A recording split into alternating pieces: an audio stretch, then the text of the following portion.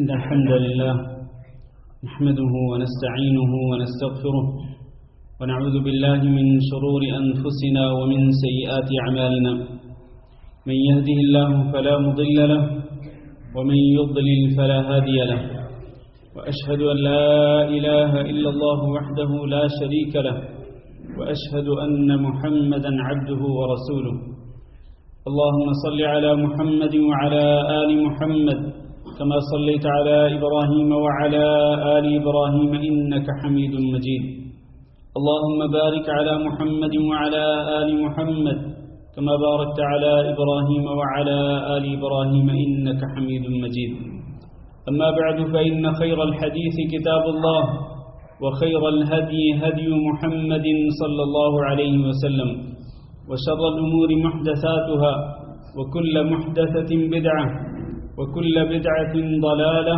وكل ضلالة في النار. قابل صد احترام بزرگوں، دوستوں اور بھائیوں، اللہ رب العزت کی ایک صفت یہ ہے کہ وہ بہت ہی زیادہ بلند و بالا ہے. اس کے لیے ایک لفظ قرآن مجید میں بلکہ آیت الکرسی کے اندر آیا العلی وهو العلی العظیم. العلی کا معنی یہی ہے کہ بہت ہی بلند و بالا ہے. اور دوسرا ایک لفظ سورۃ الرعد کے اندر آیا المتعال الکبیر المتعال، بہت بڑا ہے اور نہایت ہی بلند ہے. اللہ رب العزت کی یہ جو صفت ہے اس کا معنی کیا ہے؟ اس کا معنی یہ ہے کہ اللہ رب العزت اپنے عرش پہ مستوی ہے، اور عرش اللہ رب العزت کی مخلوقات میں سب سے اونچی مخلوق ہے. سب سے اونچی مخلوق اللہ رب العزت کی عرش باری تعالی ہے، اور باقی تمام کی تمام مخلوقات عرش سے نیچے ہیں. اللہ رب العزت اس عرش کے اوپر مستوی ہے. یہ صفت اللہ رب العزت نے قرآن مجید کے اندر کم از کم 8 مرتبہ ذکر کی ہے. لیکن اس کے باوجود بھی اللہ رب العزت قریب بھی ہے. اور کتنا قریب ہے؟ اللہ رب العزت شہ رگ سے بھی زیادہ قریب ہے. وَإِذَا سَأَلَكَ عِبَادِي عَنِّي فَإِنِّي قَرِيبٌ أُجِيبُ دَعْوَةَ الدَّاعِ إِذَا دَعَانِ. اتنا قریب ہوں کہ جب بھی مجھے کوئی پکارنے والا پکارے گا اس کی پکار کو قبول کروں گا. کوئی دعا کرنے والا دعا کرے گا اس کی دعا کو قبول کروں گا. اللہ ہر جگہ پہ سنتا بھی ہے، ہر جگہ پہ دیکھتا بھی ہے، اور ہر جگہ پہ نگرانی بھی کرتا ہے. اور اللہ رب العزت ہر چیز کے ساتھ بھی ہے. اپنی ذات کے اعتبار سے اللہ عرش باری تعالی پہ مستوی ہے، لیکن اللہ رب العزت ہر شخص کے ساتھ بھی ہے. آج کے خطبہ جمعہ کا موضوع یہی اللہ کی صفت ہے کہ اللہ کی معیت، اللہ کا ساتھ ہونا. اور یہ 2 قسم کی ہے، ایک ہے معیت عامہ اور ایک ہے معیت خاصہ. معیت عامہ سے مراد یہ ہے کہ اللہ ہر ایک کے ساتھ ہے، چاہے کوئی مومن ہے، چاہے کوئی کافر ہے، چاہے کوئی نیک ہے، چاہے کوئی برا ہے، چاہے وہ انسان ہیں، چاہے وہ جنات ہیں، چاہے وہ مخلوقات جو کہ سمندر کی تہ میں رہتی ہیں، اور چاہے وہ مخلوقات جو فضا میں ہوتی ہیں، چاہے وہ مخلوقات درختوں پہ ہوتی ہیں، پتھروں پہ، پہاڑوں پہ ہوتی ہیں. اللہ رب العزت ہر جگہ پہ ہر ایک کے ساتھ ہے. لیکن یہ جو ساتھ ہے اللہ رب العزت کا، اس کا نتیجہ یہ ہے کہ اللہ رب العزت ہر ایک چیز کو جانتا ہے، ہر ایک چیز کو جانتا ہے، اور اللہ رب العزت کے علم سے کوئی بھی چیز باہر نہیں ہے. اللہ تعالیٰ نے قرآن مجید میں ارشاد فرمایا ما يكون من نجوى 3 إلا هو رابعهم ولا 5 إلا هو سادسهم ولا أدنى من ذلك ولا أكثر إلا هو معهم أينما كانوا. کہیں سرگوشی کرنے والے اگر 3 ہیں تو اللہ ان کا چوتھا ہوتا ہے، اگر 4 ہیں تو اللہ ان کا 5واں ہوتا ہے، اگر 5 ہیں تو اللہ ان کا 6واں ہوتا ہے. اس سے کم ہوں یا اس سے زیادہ ہوں، الا هو معهم اينما كانوا، وہ جہاں کہیں بھی سرگوشیاں کر رہے ہوں گے، جتنے بھی ہوں گے، کم یا زیادہ، اللہ ان کے ساتھ ہوگا. اللہ ان کی ایک ایک حرکت کو جانتا ہے، اللہ رب العزت ان پہ نگرانی کر رہا ہے، اللہ سن رہا ہے جہاں جہاں بھی، باوجود اس کے کہ اللہ رب العزت اپنی ذات اور اپنے وجود کے اعتبار سے کہاں ہیں؟ عرش باری تعالیٰ پہ مستوی ہے، بہت ہی بلند و بالا، نہایت ہی بلند و بالا اپنے عرش پر، کہ اس سے اوپر اور کوئی مخلوق نہیں، اس سے اوپر اللہ رب العزت کی ذات بابرکات ہے، اس کے باوجود اللہ رب العزت ہر چیز کے ساتھ ہے، اور یہ ایسے ہے جیسے اللہ کی شان کے لائق ہے، جیسے اللہ کی عظمت کے لائق ہے۔ ہم اس صفت پر بھی ویسے ہی ایمان لاتے ہیں جیسے اللہ رب العزت کی باقی صفات پہ ایمان لاتے ہیں۔ ہم ایمان لاتے ہیں کہ اللہ رب العزت کا چہرہ مبارک ہے، کیسے ہے اس کی کیفیت سوائے اللہ کے کوئی نہیں جانتا، لیکن ہم چونکہ قرآن مجید کے اندر اللہ رب العزت نے اپنے چہرے کا ذکر کیا اس لیے ہم اس پر ایمان لاتے ہیں۔ اسی طرح اللہ رب العزت کی باقی تمام صفات، چاہے وہ ذات سے متعلق ہوں، چاہے وہ اختیارات سے متعلق ہوں، وہ ساری کی ساری صفات اللہ رب العزت کے لیے برحق ہے۔ اور ایک معیت خاصہ ہے، خاصہ، یہ معیت خاصہ جو ہے یہ اصل میں اللہ رب العزت کے چنیدہ لوگوں کو، منتخب کردہ لوگوں کو یہ حاصل ہوتی ہے۔ اللہ رب العزت کی یہ معیت، اس کا نتیجہ یہ ہے کہ جس کو یہ معیت خاصہ حاصل ہوتی ہے، اللہ رب العزت اس کی ہر جگہ پہ حفاظت کرتا ہے، اللہ اس کی نصرت کرتا ہے، اللہ اس کی تائید اور حمایت کرتا ہے، اور اللہ اس کو کبھی بے یار و مددگار نہیں چھوڑتا ہے۔ یہ اصل نقطہ ہے جو آج ہمیں سمجھنے کے لیے ہمیں یہ سمجھنا پڑے گا، کیونکہ آج جو سچویشن ہے اس ملک کے اندر، نہ صرف اس ملک کے اندر بلکہ ہمارے آس پاس، ہمارے پڑوسی ممالک کے اندر جو ایک پینک سچویشن بنی ہوئی ہے، اس میں میرے عزیز بھائیوں، ایک مومن کو یقین ہونا چاہیے کہ اللہ ہمارے ساتھ ہے، اللہ ہماری حفاظت کرنے والا ہے، اللہ ہماری نصرت اور ہماری حمایت کرنے والا ہے۔ آپ دیکھیے، اس کی میں 2-3 دلیلیں پیش کرتا ہوں کیونکہ وقت بہت ہی مختصر ہوتا ہے۔ حضرت موسیٰ علیہ السلام اور حضرت ہارون علیہ السلام، اللہ رب العزت نے ان دونوں کو اس وقت کے سب سے بڑے جابر اور ظالم حکمران کے پاس بھیجا، جو کہا کرتا تھا انا ربکم الاعلی، میں تمہارا رب ہوں جو کہ بلند و بالا ہے۔ تو اللہ رب العزت نے ان دونوں کو بھیجا، ان دونوں کو حکم دیا کہ جاؤ اذهبا الى فرعون، جاؤ فرعون کے پاس اور اس کو جا کے نصیحت کرو، اللہ کا پیغام پہنچاؤ۔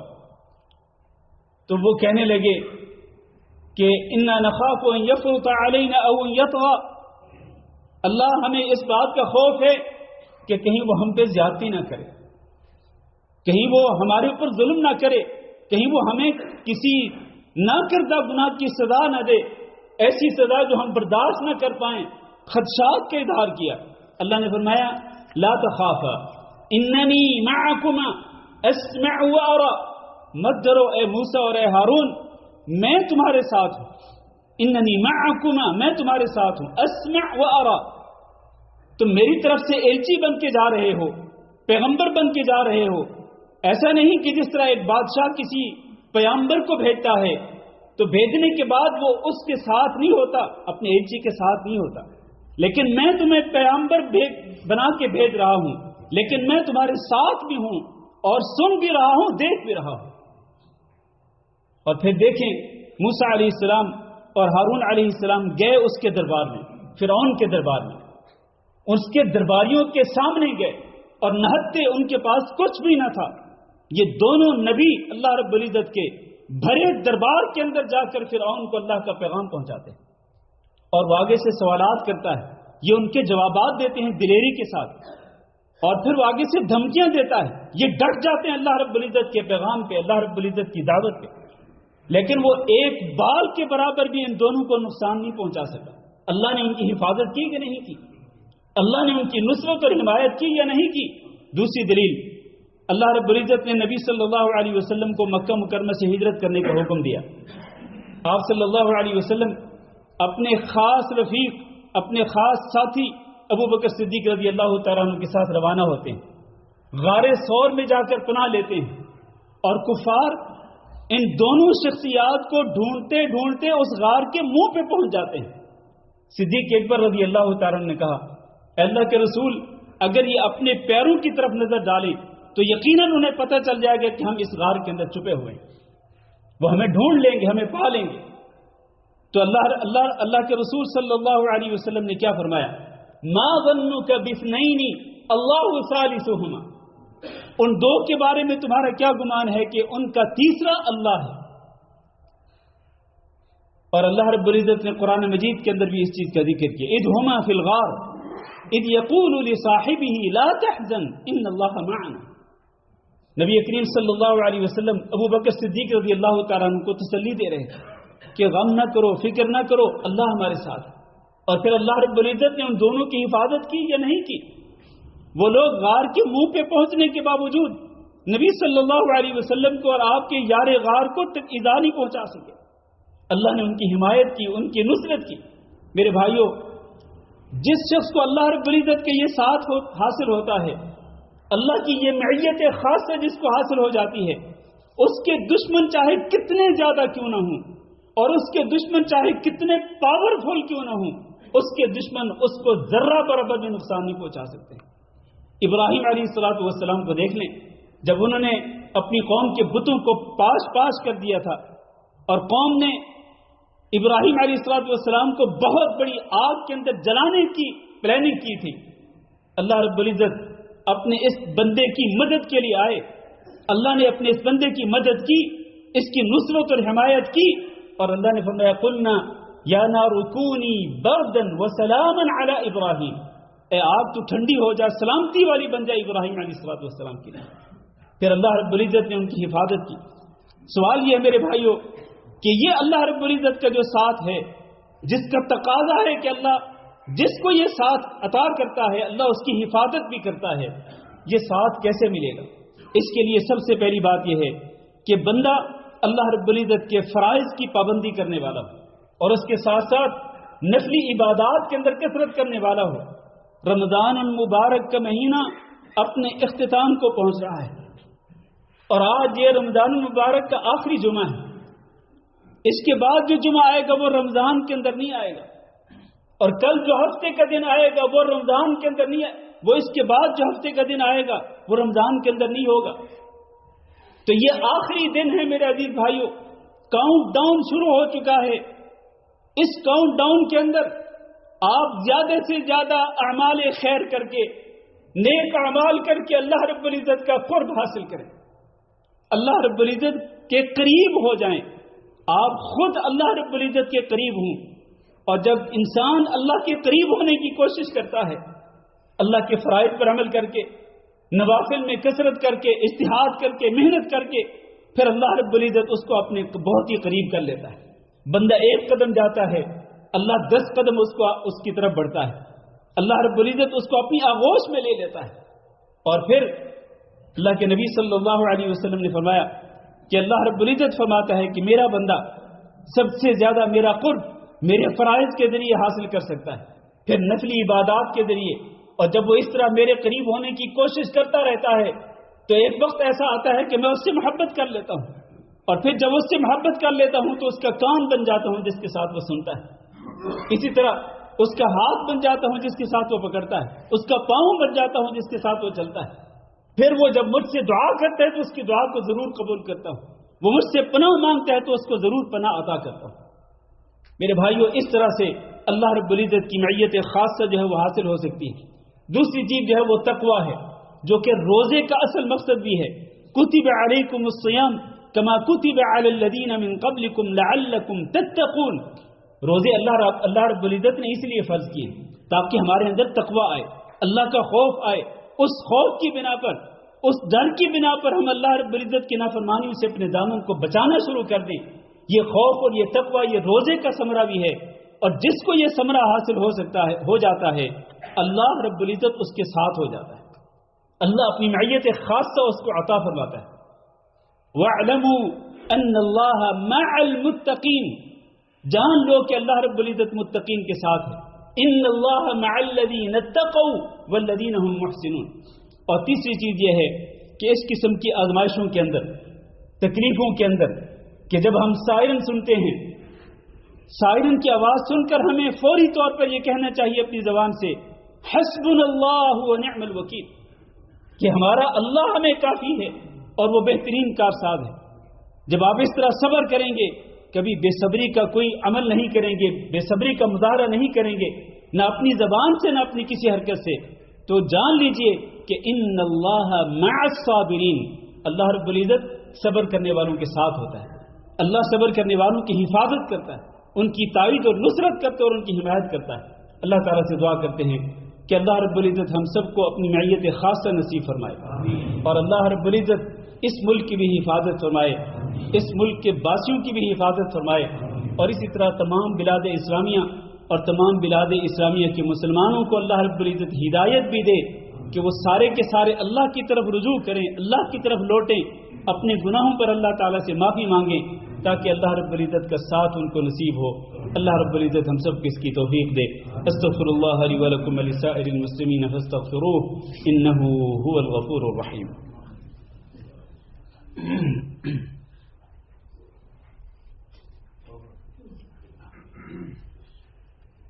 إن الحمد لله نحمده ونستعينه ونستغفره ونعوذ بالله من شرور أنفسنا ومن سيئات أعمالنا، من يهده الله فلا مضل له ومن يضلل فلا هادي له، وأشهد أن لا إله إلا الله وحده لا شريك له، وأشهد أن محمدا عبده ورسوله۔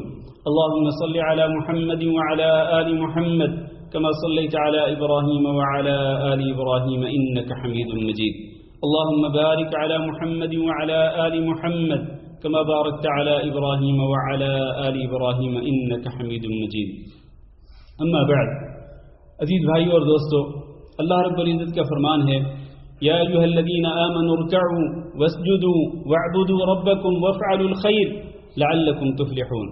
اے ایمان والو، تم رکوع کرو اور سجدے کرو اور اپنے رب کی عبادت کرو اور خیر کے کام کرو تاکہ تم کامیاب ہو جاؤ۔